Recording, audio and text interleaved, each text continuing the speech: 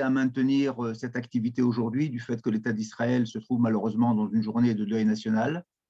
Effectivement, nous avons vécu il y a à peine un peu plus que 2 jours la plus grande catastrophe civile de l'État d'Israël, avec 45 morts lors de la Iloula de Rabbi Shimon Bar Yochai. Et je propose que nous gardons quelques secondes de recueillement à la mémoire de ces 45 personnes dont une partie ne sont pas encore enterrées.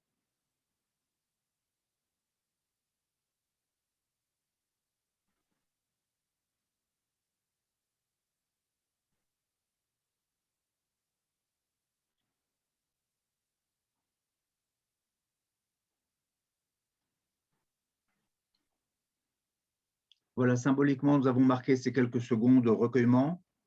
En Israël, malheureusement, nous avons l'habitude de continuer. La roue tourne, nous avons vécu des moments difficiles dans l'histoire de ce pays et ce sera certainement un épisode supplémentaire qui sera marqué d'une pierre blanche dans l'histoire d'Israël. J'allais dire un petit peu sans transition, nous accueillons aujourd'hui Chaim Berkovitch. Chaim Berkovitch qui va nous parler d'un sujet tout à fait original.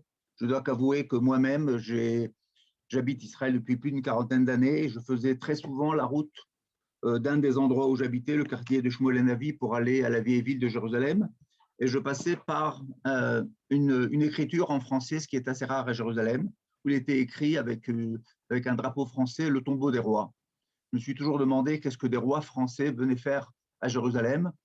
Et on est passé devant cette bâtisse pendant de nombreuses années, jusqu'à il y a une quinzaine d'années où un ami à moi, qui était un conférencier que vous avez eu le plaisir d'écouter plusieurs fois ici, qui s'appelle Léo Atlan, qui est arrivé avec un petit peu de culot à faire ouvrir la porte par un des gardiens arabes et à nous faire une visite tout à fait passionnante de cet endroit, j'allais dire inédit, très, très original dans le paysage, j'allais dire historique, le paysage de la complexité de la ville de Jérusalem. Et un chercheur du nom de Chaim Berkovitch, qui est lui-même un ancien Olé de France, qui habite depuis de très nombreuses années en Israël, a décidé d'approfondir un petit peu le sujet, j'allais dire énormément, et d'un petit peu de remettre en avant les droits, j'allais dire, de l'État d'Israël, du peuple juif, sur ces tombeaux tout à fait très, très particuliers. Alors, j'en dirai pas plus. Chaim Berkovitch a déjà écrit un livre sur ce lieu qui s'appelle le tombeau des rois. Et effectivement, il prépare la sortie d'un deuxième livre qui va mettre un petit peu plus en avant la place de l'État français, la place de l'héritage juif de la famille qui a acquis ce lieu. Et voilà, il va nous en dire beaucoup plus aujourd'hui, donc je ne rentre pas plus. Je lui permettrai d'abord de se présenter en quelques mots, pour nous raconter peut-être en quelques phrases son histoire personnelle et son alia, avant de rentrer dans cet épisode tout à fait méconnu de la ville de Jérusalem. Merci Chaim d'avoir répondu à notre invitation. Je vous laisse en compagnie de Yasmine et de Naftali qui géreront le chat comme d'habitude. Vous pourrez envoyer vos questions. C'est un sujet tout à fait passionnant, tout à fait original. Je vous souhaite Shavua Tov et en espérant de très bonnes nouvelles pour le peuple juif. Merci. Shavuot, bonjour à tous. Alors, je suis Chaim Berkovitz, comme on vous a présenté. Je suis monté en Israël depuis à peu près 31 ans. Ça fait 31 ans que je suis en Israël. Je suis installé à Yerushalayim. J'ai fait un programme à l'époque qui s'appelait la Harshara, qui nous a permis de faire l'aliyah avec d'autres personnes, avec tout un groupe de personnes.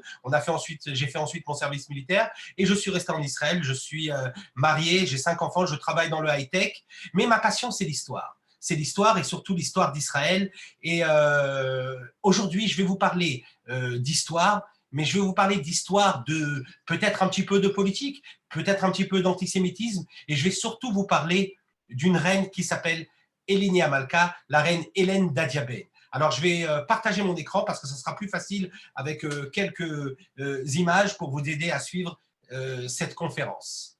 Une seconde. Voilà, donc nous allons parler aujourd'hui du tombeau des rois. Alors le tombeau des rois, ou alors si on le dit un petit peu ici au Moyen-Orient, on dirait plutôt Kbour el Moulouk, tombeau des rois. Mais ah, j'ai une problématique. Une seconde.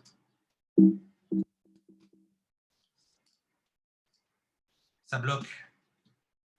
Donnez-moi 2 secondes.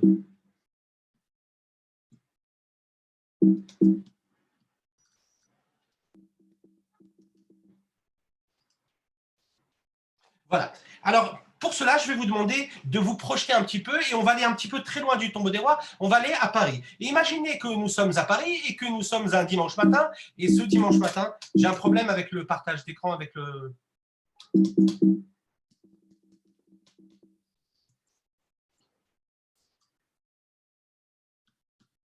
vais le faire de cette façon-là parce que j'ai un problème avec le partage d'écran, Naftali.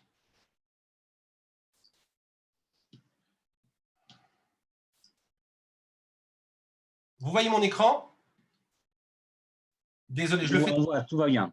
D'accord, je le fais de cette façon-là. Imaginez que vous êtes à Paris et vous êtes un dimanche matin, vous appelez par exemple Gérard Rougemont et vous avez l'intention d'aller visiter un site, parce qu'on vous a dit que pas très loin de chez vous, dans les beaux quartiers de Paris, vous avez un site qui est assez exceptionnel où sont enterrés peut-être des rois de France. Alors vous allez dans cet endroit et lorsque vous vous retrouvez devant ce site, vous êtes en plein Paris, transportez-vous, vous vous retrouvez dans un endroit qui s'appelle tout simplement une inscription en hébreu qui vous dit Kivrei Amlachim Medinat Israël, tombeau des rois, État d'Israël. Alors vous vous dites, pourtant je suis à Paris, je vois le drapeau, j'étais ici pour voir un monument qui est assez extraordinaire et je me retrouve avec un drapeau d'Israël et avec une inscription en hébreu. Imaginez en tant que Français ce que cela peut donner. Et on vous dit tout simplement que les sarcophages qui sont dans cet endroit, dans ce monument historique, parce qu'il y a 3 sarcophages, eh bien tout simplement, ils ont été transportés à Jérusalem, peut-être les sarcophages de rois tels que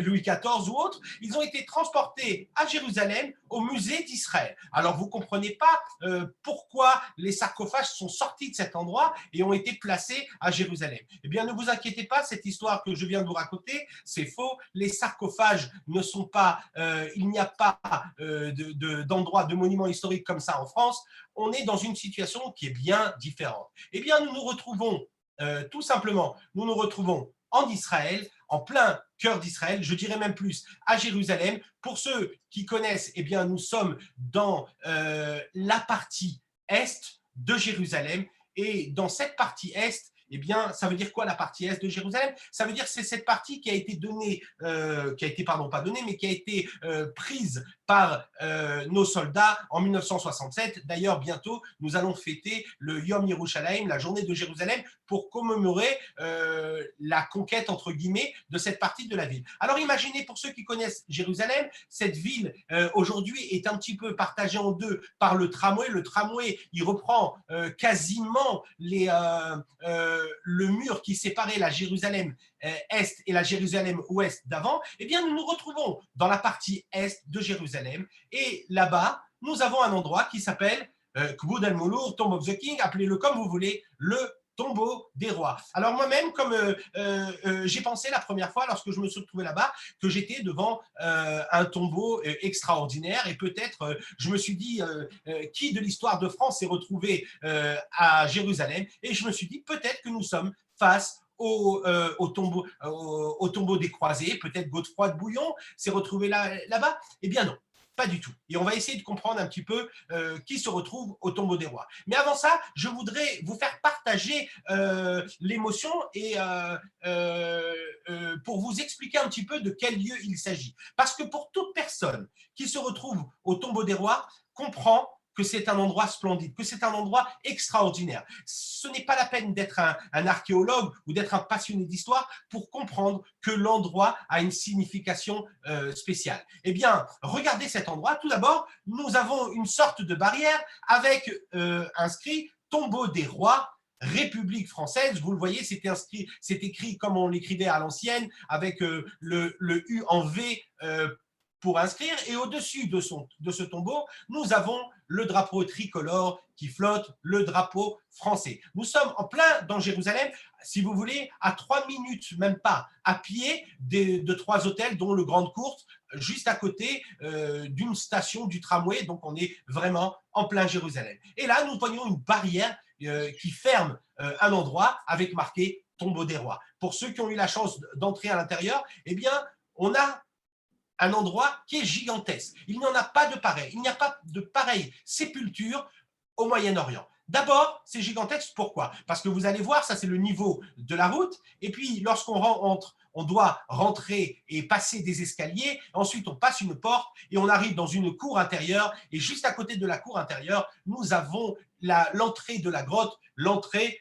du tombeau. Donc, on voit tout de suite que nous sommes dans un endroit qui est assez extraordinaire. C'est extraordinaire et tout de suite, nous comprenons qu'il s'agit d'un endroit qui date depuis l'époque du deuxième temple. Vous savez à quoi je le vois? Je le vois par exemple parce que je vois ces escaliers. Vous voyez ces marches, on ne peut pas bien s'en apercevoir ici, mais en réalité, elles ne sont pas toutes les mêmes. Vous avez une grande marche et vous avez une petite marche. Vous savez, c'est exactement les mêmes marches que nous avons retrouvées juste à côté du Kotel, juste à côté, là où était jadis l'entrée du Beth Amikdash. On appelle ça Sharei Hulda. C'est des marches qui ne sont pas homogènes, tout simplement pour toute personne qui va monter ou descendre cet escalier, eh bien, elle va le faire avec respect, elle ne va pas pouvoir courir. Ça montre la sainteté de l'endroit. Et nous avons aussi autre chose qui nous montre que nous sommes devant un endroit spectaculaire. Nous avons 2 mikvés, 2 bains rituels. Tout de suite, nous comprenons que nous sommes dans un endroit qui est juif, puisque seuls les juifs utilisaient ce genre de bain rituel. Vous aviez des sortes de rigoles tout autour des escaliers qui permettaient, vous les voyez là sur la photo, qui permettaient de récupérer les eaux et de les mettre directement et de les amener au mikvé, ce qui permettait de remplir le mikvé, le bain rituel. On utilisait ces bains rituels surtout lorsque l'on se rendait au Beth Amikdash. Nous sommes à vue d'oiseau à 650 mètres du Beth Amikdash de l'époque, à l'époque du Second Temple, et il fallait absolument des endroits où les Juifs qui venaient de tout l'Empire romain puissent se purifier avant de monter au Temple. C'est les mikvés, les bains rituels les plus grands que nous avons trouvés de l'époque du Second Temple. Alors, pour comprendre un petit peu, nous allons nous approcher maintenant, nous allons rentrer dans la cour et nous allons nous approcher de la grotte. Et lorsque nous nous approchons de la grotte, nous comprenons tout de suite qu'il s'agit d'un endroit assez extraordinaire, puisqu'il y a une sorte de pierre ronde qui permettait de fermer, vous la voyez cette pierre qui permettait de fermer l'entrée du tombeau. Donc nous sommes dans un tombeau qui était fermé. Il faut comprendre une chose, c'est qu'à l'époque du Second Temple, on n'enterrait pas les personnages importants comme aujourd'hui, c'est-à-dire on ne les enterrait pas à même la terre. On prenait ou alors on creusait des grottes et dans ces grottes-là, on plaçait le défunt sur une sorte de lit et lorsque le défunt est placé sur une sorte de lit, on fermait la grotte. Un an après, on revenait, on récupérait les ossements et on les mettait en fonction de l'argent qu'on avait, soit dans une jarre, soit dans un sarcophage. Et puis ensuite, on pouvait à nouveau continuer à enterrer des personnes dans ce genre de tombe. Alors ici, nous avons une très très grande tombe. Donc ça, c'est le lit, comme je vous montre de la façon dont on enterrait les morts, les gens importants, ou alors vous avez des entrées qui étaient creusées à même la roche pour permettre d'enterrer plusieurs personnes. En général, c'était des caveaux familiaux. Ici, vous avez le plan qui vous montre exactement le nombre de personnes qui étaient enterrées. On avait 49 personnes qui sont enterrées dans ce tombeau. Donc, on comprend tout de suite que nous sommes face à un tombeau qui est gigantesque. On a arrêté d'enterrer de cette façon-là à partir de 135. Vous savez, lorsqu'il y a eu la révolte de Bar Korba, il y a eu une ville du nom de Bétar où les habitants ont été tués et ont été massacrés. Et les Romains étaient tellement mécontents contre nous qu'ils ont empêché à ce que l'on enterre pendant plus de 2 ans les corps de Bétar. Donc les corps sont restés mangés par les oiseaux, mangés par les animaux, etc. À partir de ce moment-là, les Chachamim ont fait une takana, ils ont fait un décret, les sages ont fait un décret en disant que tout le monde serait enterré de la même façon, c'est-à-dire dans un linceul. Mais avant, c'était de cette façon-là qu'on enterrait les rois, les personnages importants, etc. à l'époque du Second Temple.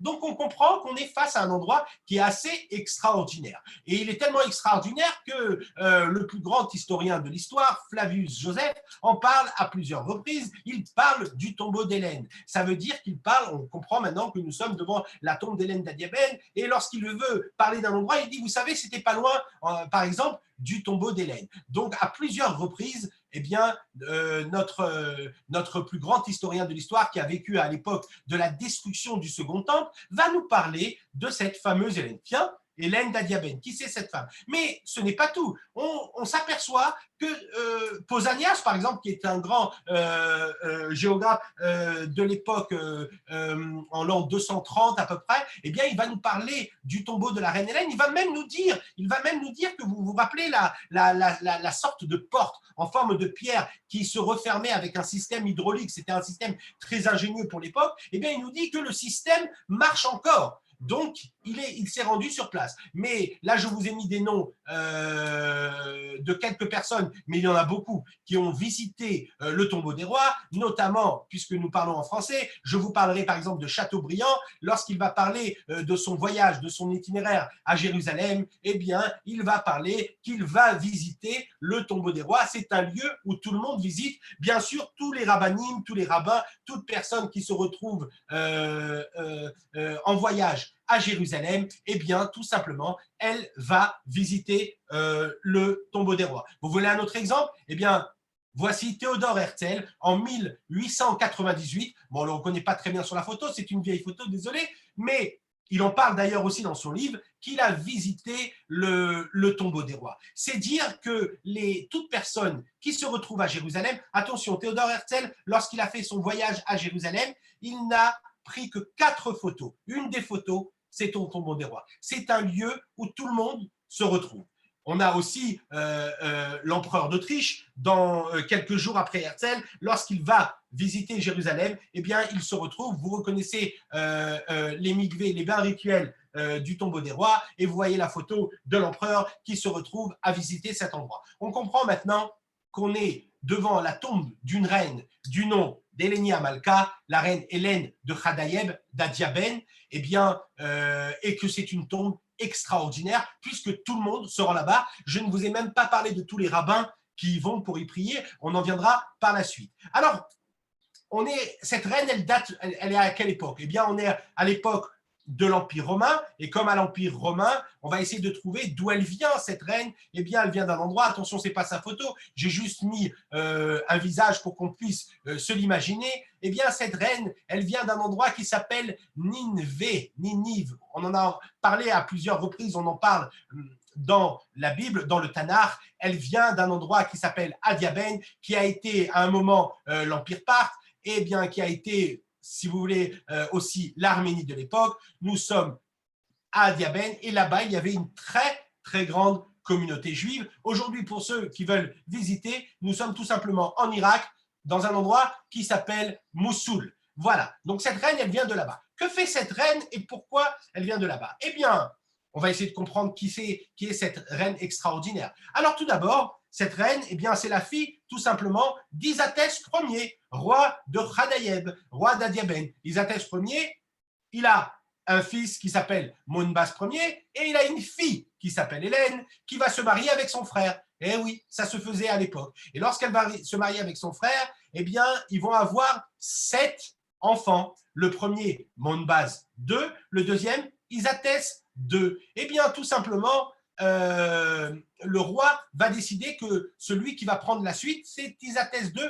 le dernier de la dynastie. Mais Isatès II, il faut qu'il apprenne à devenir roi. Et pour apprendre à devenir roi, on l'envoie à quelques milliers de kilomètres chez Abinerglos, un ami d'Isatès Ier, un roi, et il va apprendre tous les métiers, comment devenir un bon roi. Il va se marier avec la fille d'Abinerglos qui s'appelle Samak, et là-bas, il va rencontrer un juif du nom d'Elazar qui va lui parler du judaïsme.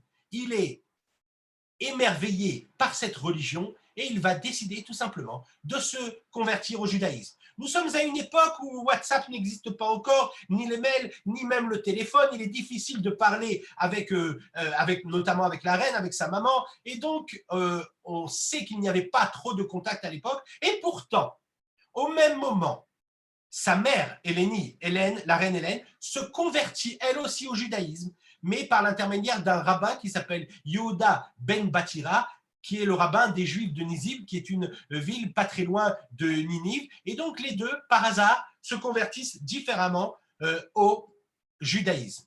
nous sommes à une époque qu'il faut comprendre un petit peu, juste pour se situer, à quelle époque. Je vous ai dit qu'on est à l'époque du presque fin du Second Temple. On est juste après, en réalité, la dynastie hachmonéenne, la dynastie des Hachmonéens. Vous savez que parmi les Hachmonéens, tout le monde parle de Yehuda, Maccabi, on les appelle les Maccabis. Ils étaient 5 frères. Bref, je ne vais pas rentrer dans l'histoire parce qu'on n'a pas le temps maintenant de parler de tout ça. Mais parmi les frères, nous avons Simon, le Hachmonéen, qui va prendre la suite de ses frères, et il va créer une sorte de dynastie de rois en Israël. C'est la première fois que des rois sont en même temps Cohen, prêtre et roi. Ils vont prendre cette dynastie, et cette dynastie va nous amener à des disputes entre frères, et nous allons nous-mêmes, pardon, et c'est tout un sujet, nous allons nous-mêmes apporter le malheur à Jérusalem, puisque c'est par nous que va venir, que va rentrer dans Jérusalem un homme du nom qu'on appelle le boucher. On parle de Pompée. Et donc, nous sommes dans une période après Hérode, nous sommes dans une période où il y a des gouverneurs de Rome à Jérusalem. Rome est rentrée quasiment très facilement et s'est installée. Alors, vous aurez pu... Donc, ça, c'est la période qui nous montre un petit peu la période où cette reine Hélène a vécu. Mais cette reine Hélène, elle a beaucoup d'importance, notamment pour ceux qui visitent Jérusalem. Vous allez voir que même une rue, il y a une rue à son nom. Il y a aussi une rue au nom de son fils Mondbas et une rue au nom de son fils Isathès. C'est dire l'importance de cette reine. Donc, on a parlé. Et on est dans une période où la situation est assez difficile. Nous sommes après la période d'Hérode. Hérode est un roi qui n'était pas réellement juif. Il est juif parce qu'il a été converti avec tous les Iduméens qui ont été convertis de force. Mais c'est un roi à la solde de Rome qui aurait pu prendre le pouvoir. Et vous allez comprendre pourquoi je vous dis ça. Eh bien, Hérode est un roi. On dit d'Hérode qu'il aurait mieux fallu être son cochon plutôt que d'être son fils, puisque son fils, il l'a assassiné, et son cochon, il ne le mangeait pas. Donc, c'est très compliqué de comprendre, de voir qui aurait pu prendre la place d'Hérode, puisqu'il a assassiné quasiment toute sa famille, et ceux qui n'ont pas été assassinés, ils sont à la solde de Rome. On est dans une période où ça gronde à Jérusalem, ça gronde à tel point que la révolte va venir, et cette révolte, on va l'appeler la grande révolte, qui va amener à la destruction du temple et à la grande révolte contre les Romains. Alors revenons sur notre reine Hélène d'Adiabène. Elle s'est convertie au judaïsme. Et je vous poserai la question qu'on se pose, est-ce que c'est une conversion politique ou religieuse? Est-ce que c'est politique, par exemple, de la façon dont je vous l'ai dit, qu'il n'y a personne qui peut prendre le pouvoir sur la Judée de l'époque, et donc peut-être que cette reine qui s'est convertie et qui a tout quitté à Diabène pour aller s'installer à Jérusalem, peut-être qu'elle l'a fait tout simplement parce qu'elle voulait prendre le pouvoir et s'installer en Judée. Ça aurait pu être possible. Mais la Gemara, le Talmud de Babylone, nous raconte dans le traité de Nazir que cette reine a fait un vœu de Nézira. Donc, un vœu de Nézira, vous savez ce que c'est? Ça veut dire que pendant une période de 7 ans, on va devenir une sorte d'ascète, on va prendre sur soi des restrictions bien plus grandes que les autres personnes, que toute personne chez les Juifs. Et on nous parle qu'elle a fait un vœu de Nézira pour certains, c'était de 14 ans, et pour d'autres, c'était 21 ans. Mais même 14 ans, gardons la somme minimale, même 14 ans, faire un vœu de Nézira pendant 14 ans, ça montre que sa conversion, ce n'était pas une simple conversion. C'est très étrange parce que nous apprenons donc d'elle, et on va voir par la suite qu'on apprend d'autres choses. C'est une des seules fois où la Gemara, elle va apprendre sur tout le fait d'être nazir, comment ça a fonctionné pour être un ascète, et bien elle va l'apprendre d'une femme. Il y a plusieurs lois que l'on va apprendre d'une femme. Par exemple, les rabbins, dans le traité de Souka, ils vont nous dire tout simplement, dans le Talmud de Babylone, ils vont nous dire, est-ce qu'on a le droit, il y a une grande discussion dans la Gemara, est-ce qu'on a bien discuté dans le Talmud, est-ce qu'on a le droit de manger dans une Souka qui est très très haute?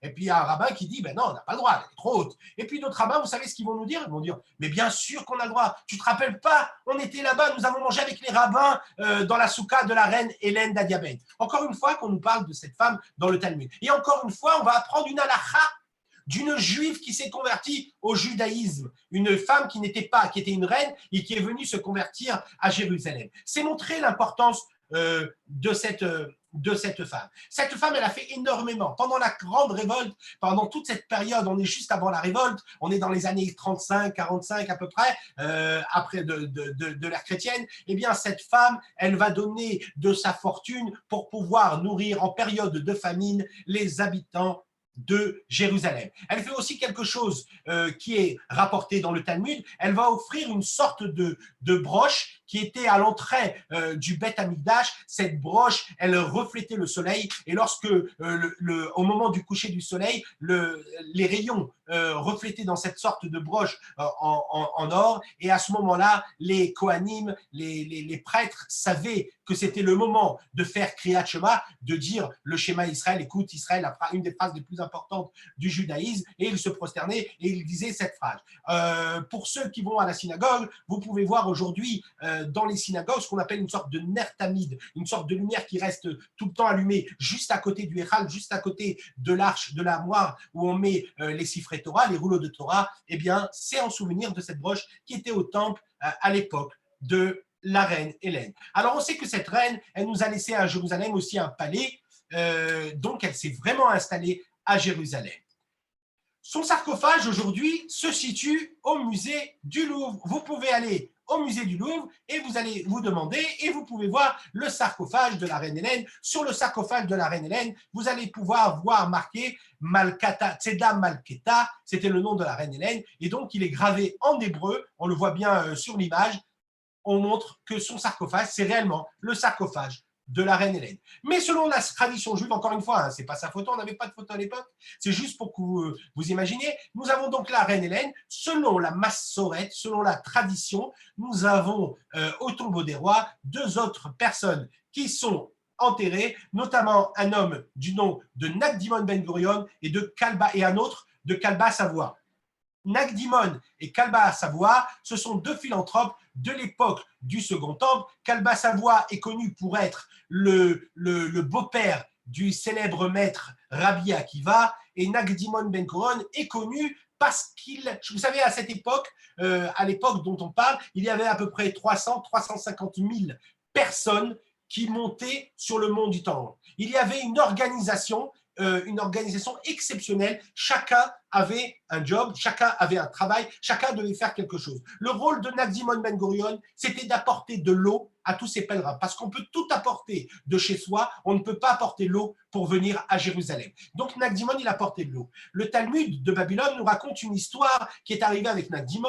Un jour, il n'avait pas d'eau, il y a eu sécheresse à Jérusalem, et comme il n'avait pas d'eau, il a tout simplement emprunté, nous sommes à la période où le gouverneur romain est sur place, il emprunte de l'eau aux Romains, et il met en gage toute sa fortune ainsi que la maison familiale. Et le jour arrive et il n'y a toujours pas d'eau, et les réserves de Nakdimon Ben Gurion, les citernes ne se sont pas remplies. Alors Nakdimon se rend au temple et il dit: Maître du monde, je te prie, tout ce que j'ai fait, ce n'est pas pour ma gloire ni celle de mon père, j'ai fait ça pour ton peuple, amène-moi la pluie. Et puis il y a des nuages de partout et la pluie arrive, mais le Romain lui dit: attention, mon cher ami, la journée est finie.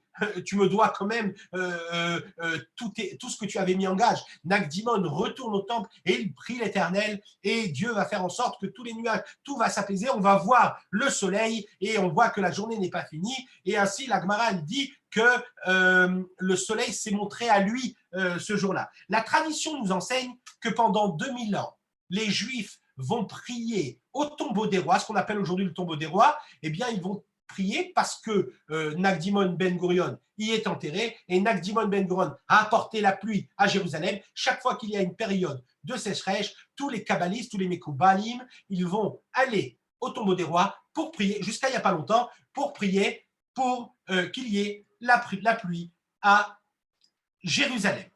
Alors, je vais passer directement à une nouvelle époque. Donc, nous avons parlé de l'époque assez importante de l'époque du Second Temple. Donc, je vous ai dit que pendant les 2000 ans, des Juifs vont venir. Eh bien, venez, on se retrouve dans une nouvelle époque qui s'appelle l'époque de l'Empire ottoman. Et nous sommes en 1864. Et en 1864, nous avons un homme qui s'appelle Félicien Cagnard Joseph de Solcy. Il est archéologue et il va se rendre au tombeau des rois. Et il va faire des fouilles au tombeau des rois. Lorsque Félicien fouille le tombeau des rois, eh bien tout simplement, il va gratter la roche, et lorsqu'il gratte la roche sur un des endroits, il va voir qu'il y a la roche est poreuse, ils prennent une pioche et ils trouvent une nouvelle entrée, et à l'intérieur, ils vont voir une salle qui n'a pas été pillée par les pillards au cours des siècles, et dans cette pièce, il y a 3 sarcophages, notamment le sarcophage de la reine Hélénie Al-Malka, la reine Hélène d'Adiabène. Et sur le sarcophage, comme je vous l'ai dit, l'inscription du tombeau de la reine Hélène. Là, c'est le tombeau tel qu'il avait l'air à cette époque-là. Félicien va sortir du sarcophage, il va sortir tout simplement il va faire des fouilles, donc il fait une profanation de fouilles. Lorsqu'il ouvre le sarcophage de la reine Hélène, une partie des ossements de la reine vont tomber en poussière. Les autres ossements, il va les mettre dans une boîte et il va soudoyer le pacha de l'époque, qui est le responsable ottoman, si vous voulez, à Jérusalem, pour que les sarcophages puissent partir et se retrouver tout simplement en France. Alors, il y a plusieurs personnes de la communauté juive, elle va se retrouver devant la porte. Il y a plus de 8000 personnes pour l'époque, pour 1864, c'est terrible. Et tous, ils crient profanation. On est en train de, c'est l'affaire Carpentras de l'époque. On est en train, tout simplement, de profaner une des tombes les plus importantes du judaïsme. Faites quelque chose, etc. et tout. Ils envoient des télégrammes aux personnages les plus importants de l'époque en exil, en diaspora, notamment à Moses Montefiore pour lui demander d'intervenir, à Adolphe Crémieux. Adolphe Crémieux est un grand avocat, on va en parler, à Monsieur Rothschild. Eh bien, on envoie pour essayer d'arrêter les foules sur place pour qu'on arrête cette affaire Carpentras de l'époque, cette profanation, et tout est arrêté. Malheureusement, les sarcophages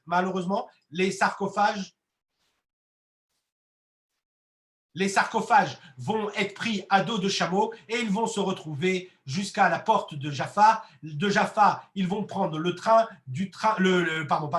bateau. Du bateau, ils vont être transportés de Marseille jusqu'à Paris. Et à Paris, ils vont être dans la caverne d'Ali Baba de tous les trésors qui ont été pillés, le musée du Louvre. Alors bien sûr, les rabbins vont faire tout simplement, vont écrire des lettres, ils vont demander au consul de France de l'époque de faire quelque chose, ils vont dire on a profané une tombe, etc. et tout, et on va demander le ministre des Affaires étrangères va demander au consul qu'est-ce qui s'est passé, et le consul va répondre mais non, c'est une petite histoire, on n'en fait pas toute une histoire, etc. Et pourtant, le journal de l'époque nous rapporte que les ossements de la reine ainsi que les sarcophages sont arrivés au Louvre. Ils sont maintenant dans les caves, à l'intérieur des caves du Louvre. D'ailleurs, j'ai retrouvé tout un fascicule, on en parlera tout à l'heure, qui prouve que tout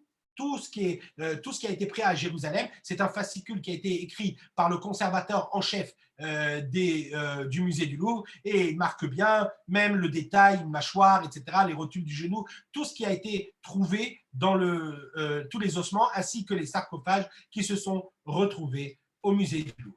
Et c'est là qu'intervient une femme qui s'appelle Berthe Amélie Bertrand. Berthe Amélie Bertrand, c'est la fille de Sergio Abella Armand-Lévy et de Noémie Rodriguez Enriquez. Cette femme, son père, Sergio Lévy, est un homme qui a énormément étudié. Il aurait pu trouver du travail. Seulement, quand on s'appelle Sergio Lévy en France dans les années 1860, eh bien, on a du mal à trouver du boulot. Donc, il est obligé de partir en Angleterre. Et il a d'ailleurs découvert une pierre qui s'appelle la Lévine. On en parle beaucoup pour tous ceux qui aiment tout ce qui est le sujet des pierres. Berthe Amélie,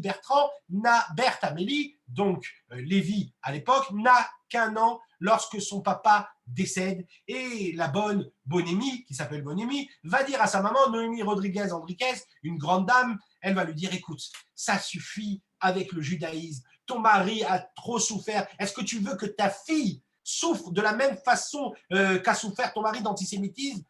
Baptise-la, qu'elle devienne une bonne catholique, qu'elle rentre dans l'école des sœurs, et ensuite, comme ça s'appelle, c'est terminé avec ce judaïsme, et elle n'aura plus de problème. Et c'est exactement ce qui va être fait. Berthe va être baptisée, et ensuite, elle va se marier avec quelqu'un qui s'appelle Alexandre Bertrand, elle va vivre comme une bonne catholique. Mais vous savez, lorsque nous avons une étincelle juive en soi, eh bien, cette étincelle, elle reste malgré tout, elle est présente. Et elle entend par son mari, qui s'appelle Alexandre Bertrand, qui a travaillé aussi, qui est un archéologue, qui a travaillé avec Félicien de Solcy, elle entend la grande histoire que Félicien amenait des sarcophages au Louvre et que les rabbins se plaignent qu'il y a sacrilège et qu'il y a profanation de tombes. Alors, pour comprendre un petit peu qui c'est notre amie Berthe, donc Berthe, elle est mariée ici, elle est de la famille des frères Pereire. Elle est tout simplement la cousine de Émile et Isaac Pereire. Vous avez entendu parler de ces frères Pereire? Eh bien, moi, je vais vous en parler parce que Émile et Isaac Pereire, ils ont un boulevard à leur nom à Paris. Paris leur doit les chemins de Paris, la France, leur doit les chemins de fer, mais on leur doit aussi des bâtiments, on leur doit tout Saint-Germain-en-Laye. Ils ont fait énormément pour la France. Mais c'est l'histoire de deux petits juifs bordelais qui travaillaient dans le magasin de leur mère. Ils vendaient des boutons et tout simplement des braguettes. Et un jour, une tante, elle vient voir, elle dit, mais les enfants, ils sont très intelligents. Tu ne peux pas les laisser travailler à la mercerie. Envoie-les à Paris, qu'ils aillent apprendre la finance, qu'ils aillent travailler. Et puis la mère, elle dit tout simplement, mais comment ils vont faire Shabbat si je les envoie là-bas? Mais les enfants, finalement, vont réussir à persuader leur maman de partir. Ils se retrouvent chez les Rothschild, ils toquent à la porte de Rothschild, ils leur disent, on veut apprendre la finance. Rothschild leur dit, demain matin, à 8 h, vous êtes devant la banque. Ils sont là à 8 h moins 5, ils vont commencer une carrière. Ensuite, ils vont faire concurrence à Rothschild. Cela va devenir des très grands entrepreneurs en France, notamment la Banque Populaire, etc. Et vous allez comprendre pourquoi, en deux mots, Berthe et leur cousine. Et donc, elle fait partie du côté de sa mère, Noémie Rodriguez Enriquez, de cette grande famille qui est la famille Pereira, et ce qui est en réalité la famille des Pereira. Alors, Berthe apprend qu'il y a un très très grand problème avec le tombeau des rois, et elle va contacter Lazare Isidore, le grand Lazare Isidore Zichrono Livracha, qui est le grand rabbin de France de l'époque, qui est au courant de l'histoire, puisqu'il reçoit des lettres du Rav Salant, qui est le grand rabbin de Jérusalem, qui lui dit « Faites quelque chose ». Et puis Berthe, elle dit « Et si j'achète le tombeau, est-ce que ça va arrêter toutes les profanations ?» Et c'est exactement ce qu'elle va faire. Elle va contacter le consul d'Autriche, Jacob Pascal, qui ne va pas réussir à acheter le tombeau des rois pour elle. Alors elle va ensuite contacter le consul de France qui s'appelle Salvatore Patrimonio, et lorsqu'elle contacte Salvatore Patrimonio, tout simplement, elle lui demande d'acheter pour elle le tombeau, et le tombeau est acheté en 1874, et Berthe, elle va faire quelque chose. Vous avez ici la lettre authentique de Berthe. Berthe va déclarer, et vous reconnaissez, j'ai rencontré l'arrière petite fille de Berthe qui me parle de son ancêtre, de cette Berthe Amélie Bertrand, née Lévy, et qui me dit, on peut bien voir, comment ça s'appelle, comment elle, dans sa lettre, elle dit, je suis signée Berthe Amélie Bertrand, j'appartiens à des familles israélites, on voit son judaïsme qui ressort, et elle achète le tombeau, elle convoque un notaire, elle convoque le grand rabbin de France, et elle donne le tombeau à la communauté juive. On appelle ça en hébreu un acte de Hekdesh. Ça veut dire que je sanctifie l'endroit, je le donne à la communauté. C'est une loi qui existe au Moyen-Orient, et cette loi, elle dit tout simplement que lorsqu'on reçoit quelque chose pour la communauté, par exemple, vous avez quasiment tous les tombeaux en Israël appartiennent au Hekdesh, c'est un bureau, un ministère qui existe jusqu'à aujourd'hui, et tout objet, tout endroit qui est offert au Hekdesh, il a une particularité, c'est qu'il reste propriétaire du Hekdesh à jamais. Léolam Vaed. On ne peut pas le rendre. Et le grand rabbin de France de l'époque, Lazare Isidore, je suis le grand rabbin central de l'époque, il accepte le Hekdesh et il le transmet au Hekdesh de Yerushalayim. Il le transmet au rabbin de Jérusalem pour qu'il puisse gérer l'histoire. C'est l'euphorie de partout. D'ailleurs, on le voit ici. Il atteste que c'est véridique ce qu'elle a fait et que le tombeau il a été pour l'enlever de toute profanation, etc. C'est quelque chose de grandiose. Vous savez pourquoi? Parce que dans tous les journaux de l'époque, Chavat Selet, Atsui, même il y a un journal français qui s'appelle l'Alliance qui a été fait par par Crémieux, on en a parlé juste avant, eh bien, dans tous les journaux, on dit Alléluia, et c'est quelque chose de grandiose. Madame Berthe Amélie Bertrand, on n'oublie pas de rajouter une Lévy, parce que pour les rabbins, c'est très important. Eh bien, on dit tout simplement elle a sauvé de profanation le tombeau des rois. Malheureusement. D'ailleurs, j'ai retrouvé aussi dans la famille Pereire, comme quoi l'endroit a été acquis par Madame Bertrand. Vous savez qu'à l'époque, on utilisait le nom du mari pour parler d'une personne. Elle a fait construire un mur d'enceinte, etc. On avance. Malgré tout, les profanations ne continuent pas. Et vous avez ici, par exemple, une lettre de tous les rabbins de Jérusalem, Ashkénaz et séfarades de l'époque, qui demandent au consul, monsieur le consul, aidez-nous parce qu'il y a profanation, encore profanation sur le tombeau des rois. Nous sommes 10 ans après cette acquisition et on trouve une lettre dans les archives consulaires d'un homme qui s'appelle Henri Pereire, qui en a été le cousin, le fils d'Émile Pereire, qui est le cousin de Berthe Amélie Bertrand. Et Henri, tout simplement, il s'étonne que le tombeau des rois n'a pas été mis au nom de Madame Alexandre Bertrand. Pourquoi il n'a pas été mis? C'est elle qui l'a acheté. On sait que c'est le consul qui l'a aidé, mais pourquoi le tombeau est au nom du consul? Ah, très grand problème. Suite à cela, Henri Pereire va donner le tombeau à la France. Alors je vous pose la question, à qui appartient le tombeau? Est-ce qu'il appartient à Henri? Alors au début, le consul de France m'a dit, mais oui, mais vous savez, Berthe est morte, Henri est l'héritier de toute cette histoire. Mais Berthe n'est pas morte, Berthe, elle va mourir en 1929, donc bien longtemps après. Elle a 45 ans à cette époque-là, donc elle n'est pas morte. Deuxièmement, donc Henri n'est pas le fils, comme on a pu le prétendre, il est tout simplement le cousin de Berthe. Maintenant, cet acte de donation n'est pas signé. Il y a marqué qu'il doit être signé, il n'est pas signé. Quoi qu'il en soit, le tombeau n'appartient même plus à Berthe. Il appartient à qui?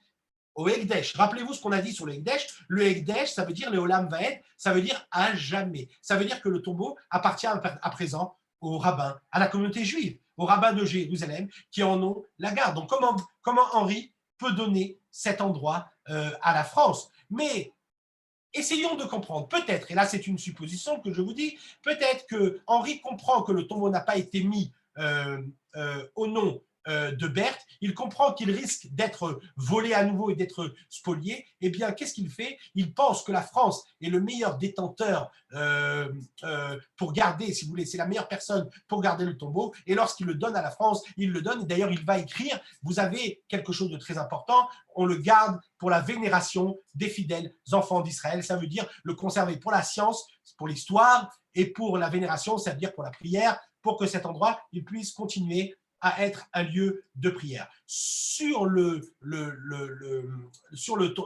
Dans l'entrée du tombeau, et d'ailleurs pour ceux qui peuvent se rendre au consistoire de Paris, vous allez voir entre la grande synagogue et le consistoire, vous avez une grande cour, et dans la cour, vous avez un panneau où il y a marqué tombeau des rois, et cette inscription a été commandée par les consuls de France, et là-dessus, il y a marqué donation par Henri ou par Isaac Pereire. Alors, je vous pose la question. Le tombeau, aujourd'hui, il appartient à qui? Il appartient à Émile? Il appartient au frère Pereire? Il appartient à la France? À Henri? À Berthe? Ou alors, tout simplement, au Ekdesh? Malgré tout, les grands rabbins de Jérusalem vont continuer à se plaindre qu'il y a profanation au tombeau. Et en ces jours, on retrouve des journaux de l'époque qui nous dit Evel Gadol, il y a eu 3 jours de deuil à cette période qui était la période de Lag BaOmer. Vous savez pourquoi? Parce que les Français vont continuer à faire des fouilles. Une fois que le tombeau a été racheté, ils vont continuer à faire des fouilles à l'endroit, et juste au moment où les Juifs ils se rendaient une fois, vous savez que les Juifs allaient, on en a parlé au début, on a eu malheureusement la tragédie de Lag BaOmer à Méron, mais tous ceux qui ne pouvaient pas se rendre à Méron à l'époque, eh bien ils se rendaient à Shimon HaTzadik, qui est juste à côté du tombeau des rois, et ils continuaient jusqu'au tombeau des rois. Au tombeau des rois, ils faisaient une fête qu'on appelait le jour de Lag BaOmer, qu'on appelait Kadachat El Akel, c'est l'aumône de la mangeaille. Regardez, c'est des mots un petit peu moyenâgeux, mais ça représente un petit peu peut-être le fait qu'ils allaient prier sur la tombe de la reine Hélène qui avait donné à manger à tous ceux qui n'avaient pas mangé. Et donc les Juifs, ils voient que malgré tout, ça n'a pas aidé et ils sont obligés de payer l'entrée pour pouvoir se rendre au tombeau des rois. Aujourd'hui, le tombeau des rois appartient au consulat de France à Jérusalem, et le consulat de France à Jérusalem en est, selon les papiers, le propriétaire. Alors, le consulat de France à Jérusalem, il faut le comprendre tout simplement, ce n'est autre que le Quai d'Orsay. Le consulat de France ne fait que reprendre ce que le Quai d'Orsay lui ordonne, tout simplement. Et le Quai d'Orsay, c'est quoi? Je n'ai pas le temps de bien développer le sujet, mais pour reprendre le Quai d'Orsay, eh bien, on peut reprendre plusieurs histoires qui ont été faites par les consuls, notamment l'histoire des Juifs de Damas, où on a accusé à tort les Juifs d'utiliser, il y a 150 ans seulement, on a accusé à tort les Juifs d'utiliser le sang pour pouvoir faire les matzot, les paazim, lors de la fête de Pessah. Plusieurs personnes dans l'affaire de Damas, plusieurs personnes dont le père ont été accusées de la mort du père de Thomas de Campagnano et de son serviteur. Plusieurs ont été torturés, plusieurs ils sont morts. S'il n'y avait pas eu l'intervention de Crémieux et de Montefiore, ils seraient tous morts. Mais tout ça, ça a été orchestré par un consul de France. Donc, les exemples, on pourrait développer. Le Quai d'Orsay n'a jamais été pour Israël et n'a jamais accepté que nous revenions sur notre terre. Et donc, il est aujourd'hui responsable du tombeau des rois. Je vais rapidement par rapport à ça. Ça, c'est des exemples par rapport à toute personne qui a participé, qui fait partie du Quai d'Orsay, pour montrer à quel point le Quai d'Orsay n'est pas très, très en faveur du tombeau des rois. Et pour comprendre un petit peu le rôle du Quai d'Orsay, c'est-à-dire du consulat à Jérusalem, on peut comprendre que c'est un rôle qui est un peu différent des autres consulats. Par exemple, lorsqu'un consul arrive à Jérusalem, eh bien, il va revêtir des habits d'apparat, et là-bas, il va avoir toute une cérémonie à l'église de Sainte-Anne, dans lequel il va reprendre le fait qu'il est le frère aîné de l'église et qu'il a pour mission de protéger les lieux saints à Jérusalem. Et parmi les lieux saints, eh bien, nous pouvons voir tout simplement les lieux saints, nous pouvons voir le tombeau des rois. Et donc, ils considèrent que cet endroit est un lieu saint qui leur appartient, et ils ne veulent pas donner l'accès. Il y a quelques années, jusqu'aux années 2000, il y avait des concerts des festivals de musique arabe d'une association qui s'appelait Jabus sur place, et cette association c'est encore un sacrilège, si vous voulez, dans un endroit qui est assez sacré, où les Juifs ont prié pendant 2000 ans. Eh bien, vous avez des concerts de musique. Ce n'est pas des concerts évangéliques avec gloire à l'Éternel, etc. Ce sont plutôt des concerts où on faisait du rock and roll, comme dans tous les concerts. Ce n'est pas un cimetière, un monument, ce n'est pas l'endroit idéal pour faire ce genre de choses. On a réussi à faire arrêter le fait qu'il y ait des concerts à cet endroit, et sous une pancarte qui disait que le tombeau des rois allait être tout simplement rénové, eh bien la France a fait à nouveau, en l'an 2011, des fouilles archéologiques au tombeau des rois. Ça, ce sont des preuves que j'ai retrouvées sur Internet de stagiaires qui faisaient partie de ces fouilles archéologiques et qui ont fouillé l'endroit. Donc, à nouveau, profanation d'un lieu sacré. Vous aviez des colloques de partout qui parlent du tombeau des rois, notamment au musée du Louvre, colloque de 150 ans d'archéologie. Nous sommes, bien sûr, avec le drapeau palestinien à l'arrière. Et ce qui est le plus important, ce n'est pas l'histoire du drapeau palestinien, etc. C'est que vous avez, dans tous ces colloques et dans toute l'histoire du tombeau des rois, une négation de l'histoire d'Israël. Et c'est là que c'était très important. D'ailleurs, lorsque l'affaire est sortie au grand jour, ça fait du bruit dans la presse israélienne qui en a parlé et qui a dit directement « Attention, nous sommes dans une négation de l'histoire ». Si vous regardez un petit peu, l'histoire du tombeau des rois est arrivée jusqu'au Sénat, et lorsque le Sénat en a parlé, il a dit tout simplement « l'endroit nous appartient selon les accords de Constantinople ». Mais si vous vérifiez les accords de Constantinople, eh bien, on ne parle nullement d'accords qui montrent que le tombeau des rois leur appartient, seulement des accords qui leur permettent de payer moins d'impôts.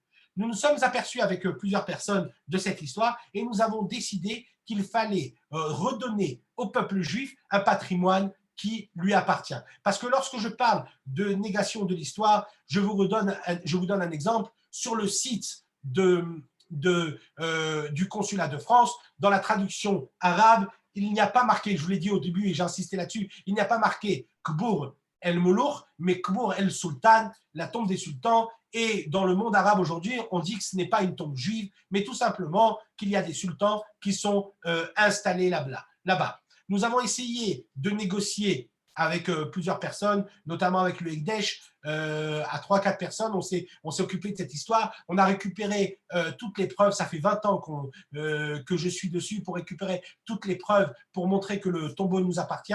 J'ai dû partir dans les archives de Nantes, en Bretagne, à la recherche des descendants de Berthe-Amélie Bertrand, des frères Perrer, et ensuite j'ai retrouvé même la descendante de Salvatore Patrimonio qui était consul à l'époque. Je suis parti récupérer des documents au cadastre d'Istanbul pour bien montrer. Et lorsque j'ai eu tous ces documents, eh bien, je suis allé voir le consulat en leur demandant de nous laisser la possibilité de visiter, de prier pour ceux qui veulent prier sur place. Et malheureusement, à chaque fois, de façon très, je dirais, très diplomate, on nous interdit l'accès. L'endroit a été fermé pendant longtemps. Depuis que nous avons entamé une procédure contre le Quai d'Orsay et contre le musée du Louvre pour récupérer les sarcophages, les ossements de la reine pour qu'ils retournent sur terre, ainsi que le lieu, eh bien, on nous laisse de temps en temps venir. On doit payer un droit d'entrée, ce qui est quelque chose qui est inadmissible, même si ce n'est pas beaucoup d'argent, c'est quelque chose qui est inadmissible et que dans aucune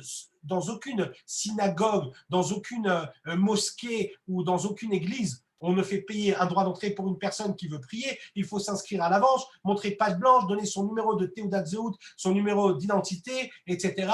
pour pouvoir entrer au tombeau des rois.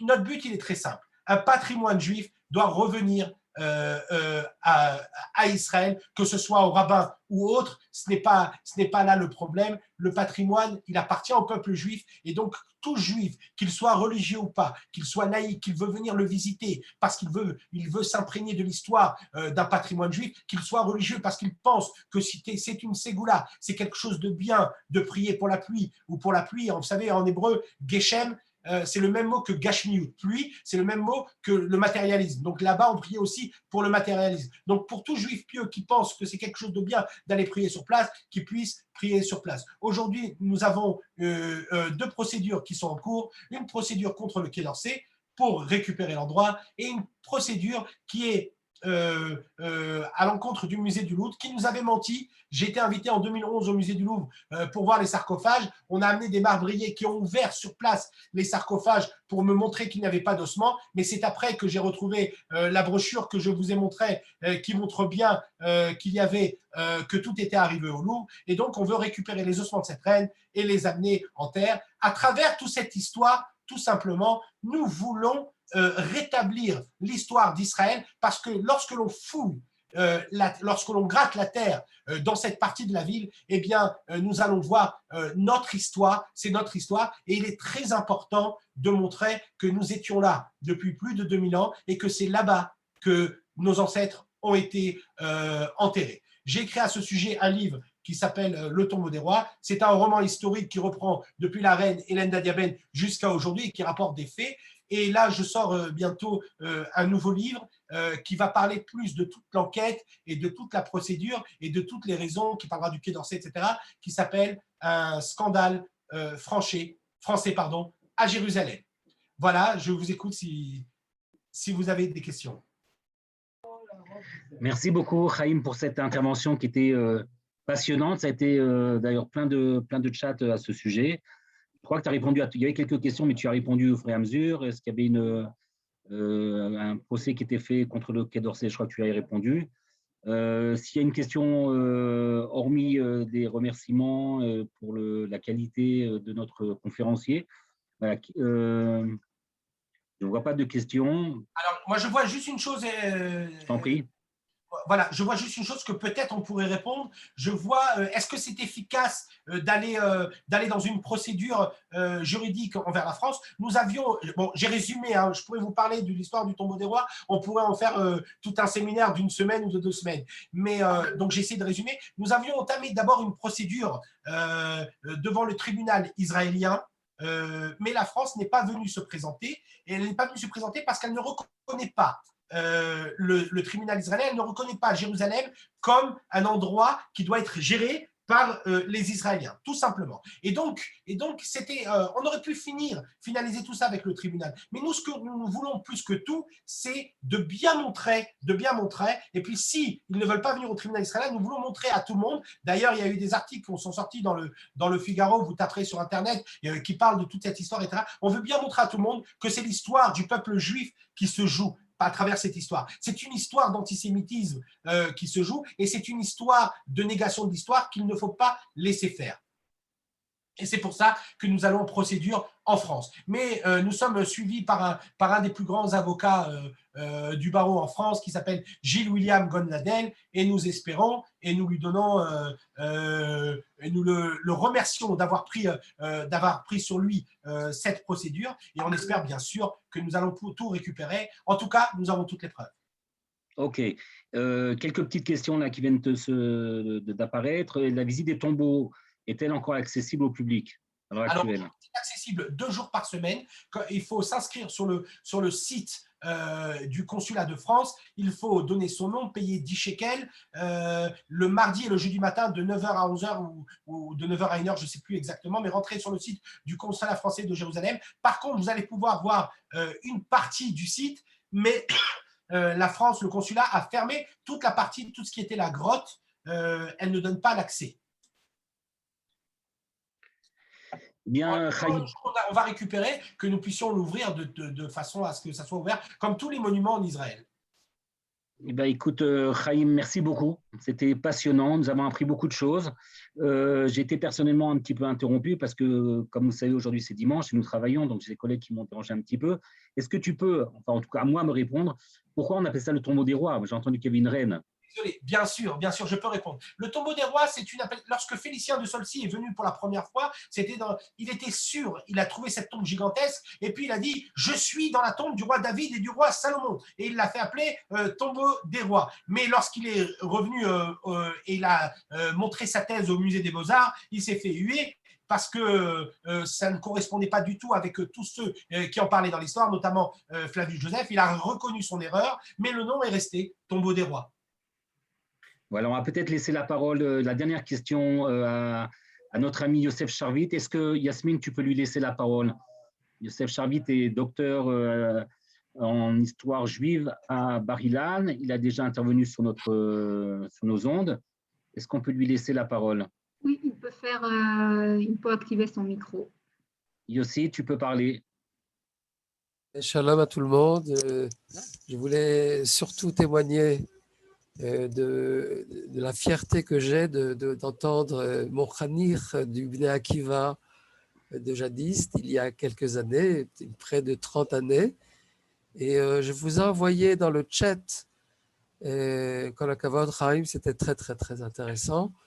Je vous ai envoyé dans le chat notre visite, la visite que nous avons eue à la Victoire, dans la cour, comme tu l'as désigné, dans la cour de la Victoire, nous voyons la stèle du fameux tombeau des rois, et nous avons un petit peu expliqué le pourquoi et le comment cette stèle est arrivée là-bas même.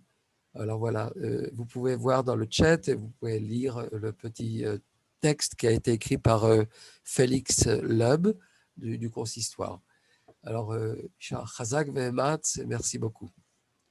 Merci beaucoup, Yossi. Quelques personnes nous ont demandé.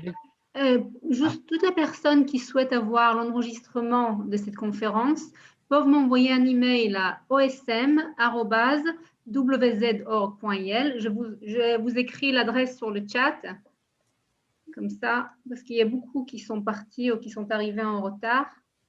Donc, voilà. Continue, Naftali, désolé. C'est ce que je voulais dire. Est-ce que tu peux nous rappeler, s'il te plaît, ce que nous aurons jeudi soir? Donc, jeudi soir, 19h heure française, on reçoit le dessinateur Michel Kishka qui va parler de son de son livre Falafel im Kharif, Falafel sauce piquante, et qui raconte en fait son histoire d'Aliyah de Belgique, donc qui est très recommandé, pas parce que c'est nous qui organisons, mais parce que ça vaut la peine. Donc, je vous donne rendez-vous jeudi soir, 19h. Très bien, merci à tous. Merci Yasmine, merci Chaim, merci aussi. Et à jeudi et pour des prochaines interventions.